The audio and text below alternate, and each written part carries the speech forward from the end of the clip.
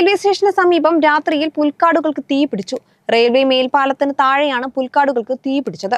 ഉടൻ അഗ്നിരക്ഷാ സേനയെത്തി തീയണച്ചതിനാൽ വലിയ അപകടം ഒഴിവായി.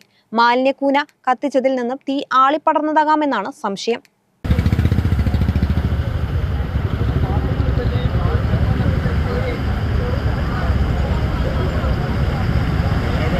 തിരൂർ സിറ്റി ജംഗ്ഷന് സമീപം റെയിൽവേ മേൽപ്പാലത്തിന് താഴെ വ്യാഴാഴ്ച രാത്രി 8 മണിയോടെയാണ് സംഭവം. പാലത്തിന് താഴ്ഭാഗത്ത് റെയിൽവേ പ്ലാറ്റ്ഫോമിനോട് ചേർന്നുള്ള സ്ഥലത്തെ പുൽക്കാടുകൾക്കാണ് തീ പിടിച്ചത്. തീ പടർന്നത് കണ്ട് നാട്ടുകാർ ഉടൻ ഫയർഫോഴ്സിനെ വിവരമറിയിക്കുകയായിരുന്നു. നാട്ടുകാരും ഉടൻ തീയണയ്ക്കാൻ ആരംഭിച്ചു. പിന്നീട് സ്ഥലത്തെത്തിയ ഫയർഫോഴ്സുമായി ചേർന്നാണ് തീയണച്ചത്. സമയോചിതമായ ഇടപെടലിൽ സമീപത്തെ കെട്ടിടത്തിലേക്ക് തീ പടരാതെ കാത്തത് വലിയ ദുരന്തം ഒഴിവാക്കി. തിരൂരിലെ ആദ്യകാല പ്രസ്സായ റംല പ്രസ് പ്രവർത്തിച്ചിരുന്ന ഓടുമേഞ്ഞ 3 നില കെട്ടിടത്തിന്റെ സമീപത്തായിരുന്നു തീപിടുത്തം. തീപിടുത്തമുണ്ടായ ഭാഗത്ത് കച്ചവടക്കാർ മാലിന്യം നിക്ഷേപിക്കാറുണ്ടെന്നും തീ നൽകി നശിപ്പിക്കാറുണ്ടെന്നും പറയുന്നു. മാലിന്യക്കൂനയ്ക്ക് തീ കൊടുത്ത് ആളിപ്പടർന്നതാണെന്നാണ് കരുതുന്നത്. അരമണിക്കൂറോളം നീണ്ട പരിശ്രമത്തിനൊടുവിലാണ് തീ അണച്ചത്. Senior fire and rescue officer Linsikumar, Arun Raj, Abdul Samad, Prince, home guard Sudheer എന്നിവരടങ്ങിയ സംഘമാണ് തീ അണയ്ക്കാൻ നേതൃത്വം നൽകിയത്. കേരള വിഷൻ, തിരൂർ.